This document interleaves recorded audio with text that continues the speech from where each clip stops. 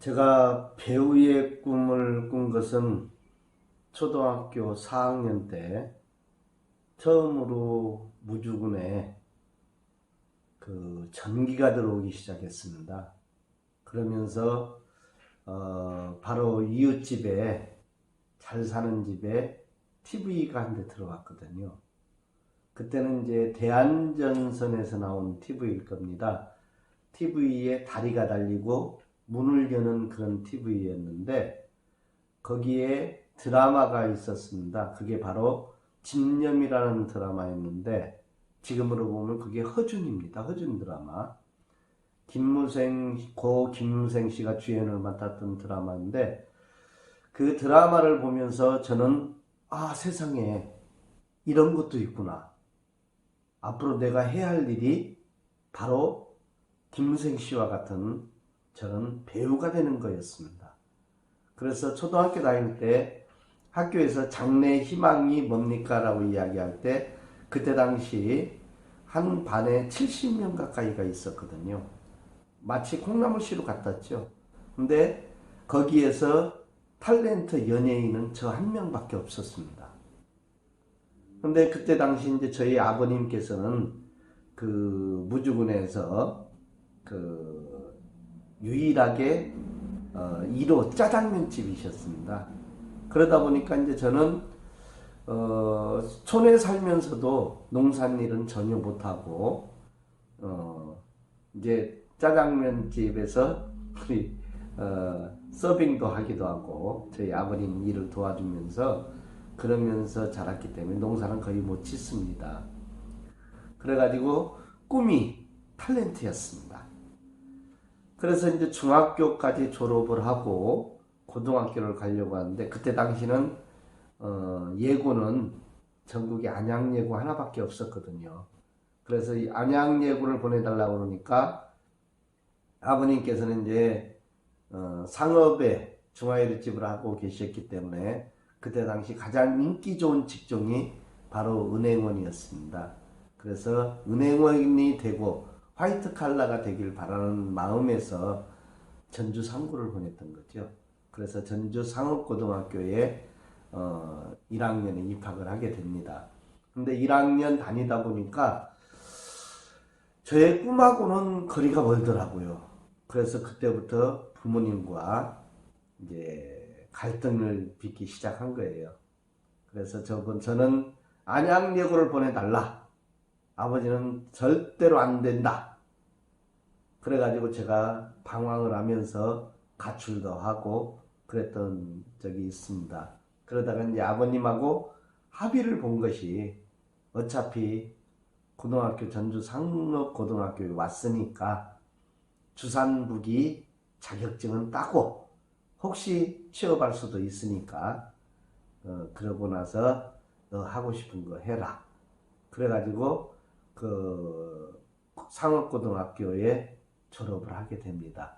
졸업을 하자마자 저는 이제 바로 연극을 하기 시작합니다. 꿈에 그리던 배우가 되기 위해서 연극 극단에 들어갔는데 진짜 극단 생활은 만만치 않았습니다. 배고픔과 외로움 그리고 언제 올라갈지 모르는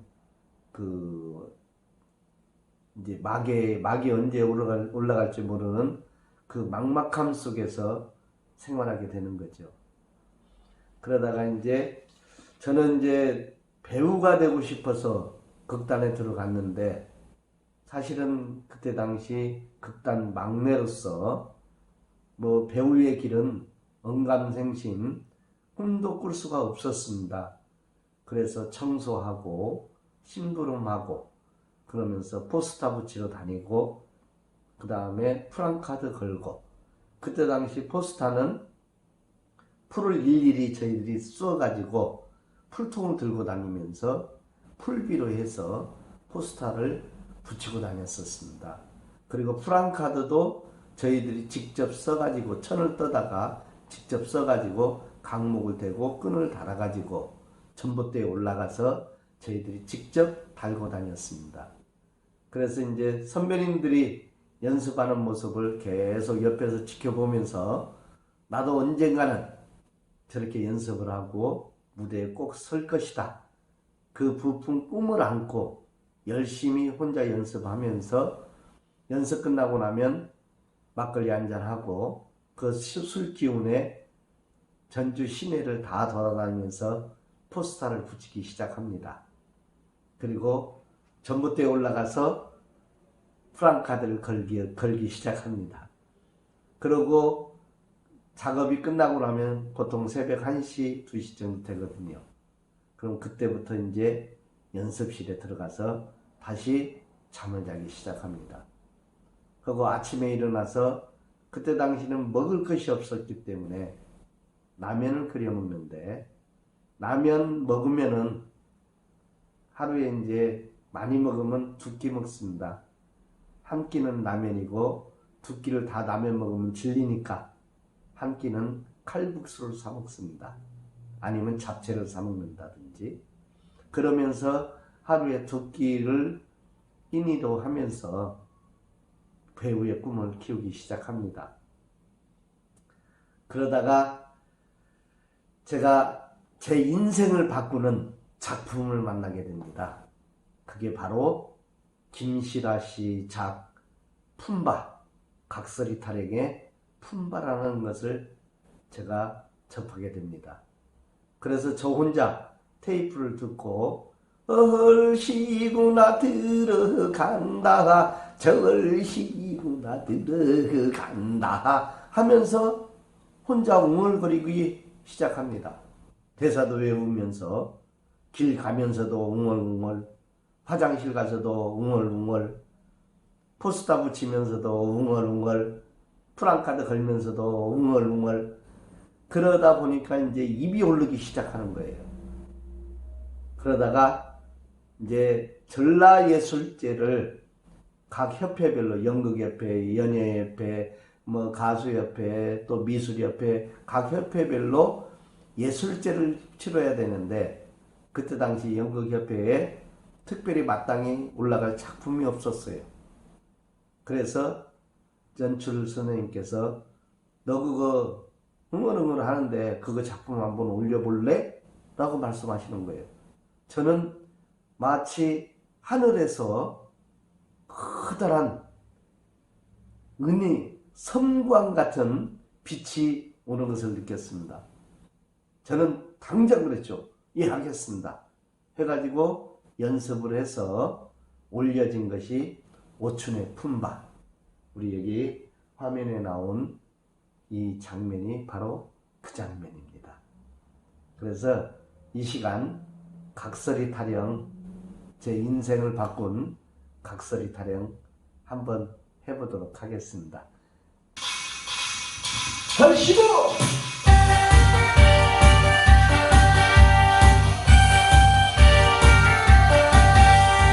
일자라 한 장을 들고 나보니 일편단식이 뻗은 만큼 죽으면 죽었지 모르겠네. 배투이가 일자라 들고 나보니 수중弁로 배투에 나가 버들이 찾아서 날아든다. 어서이가 삼자라 들고 나보니 삼머리라 삼진나게 제비 한 쌍이 날아든다. 어서이가 삼자라 들고 나보니 삼머리라 조파가 이게 반들은 불러 발려구나. 다섯째 옷자라 들고 나보니 오월이라 안온다네. 저들을 총각한테 모아 순천동우리가 좋으시고